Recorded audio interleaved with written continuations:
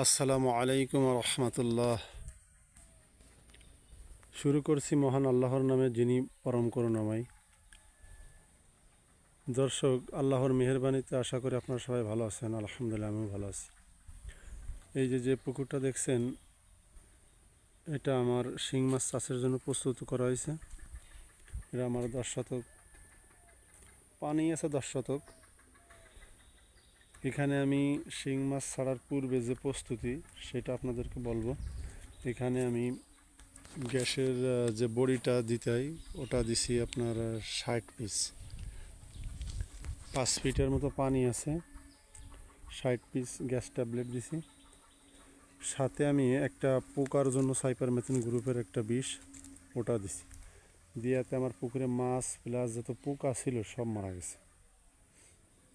ওটা দেওয়ার কিছুদিন পরে আমি মই টেনে দিছি, যেটা হররা বলে আর কি।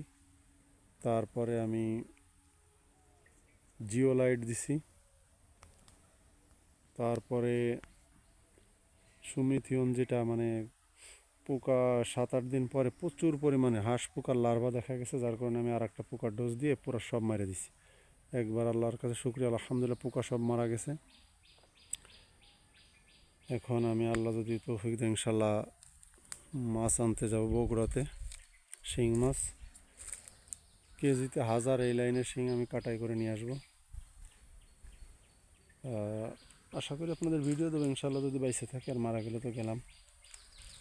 সবাই দোয়া করবেন আমার এই পুকুরটাতে, যাতে আমি আল্লাহ তৌফিক দেয়, আমি যাতে মোটামুটি ভালোভাবে এটা চাষ করতে পারি। বাকি মালিকের ইচ্ছা। নেটিং করছি দর্শক, এই যে পুরোটা নেট করা, পুরোটাই নেটিং করে দিছি, সুন্দর মতো নেট করে দিছি। পুকুরে প্রচুর ময়লা ছিল, ওটা পরিষ্কার পরিচ্ছন্ন করে একবারে রেডি করছি। আগামীতে এই বাঁশ টাস গাছ যা আছে সব কেটে দেবো ইনশাল্লাহ। এবার অনেক ব্যস্ততার মাঝে আমি করতে পারি নাই। সবাই দোয়া করবেন। প্রতিনিয়ত ইনশাল্লাহ চেষ্টা করব মাছের আপডেট দেওয়ার জন্য, যারা শিং মাছ চাষ করতে চান। আমি এর পূর্বে কয়েকটা চাষবাস করছি। আমার যশোর থেকে কিছু মাছ এনে ধরা খাইছি, এই জন্য যশোর থেকে মাছ আনবো না। আমি বগুড়া একটা পার্টির সাথে কথা বলছি, এখান থেকে নিয়ে আসবো ইনশাল্লাহ। তো আপনাদের ভালো মন্দ যেটা পুকুরের আপডেট, সেটা দেওয়ার চেষ্টা করব। যারা চাষবাস করতে চান তাদের জন্য হয়তো আশা করি একটু উপকার হবে ইনশাআল্লাহ।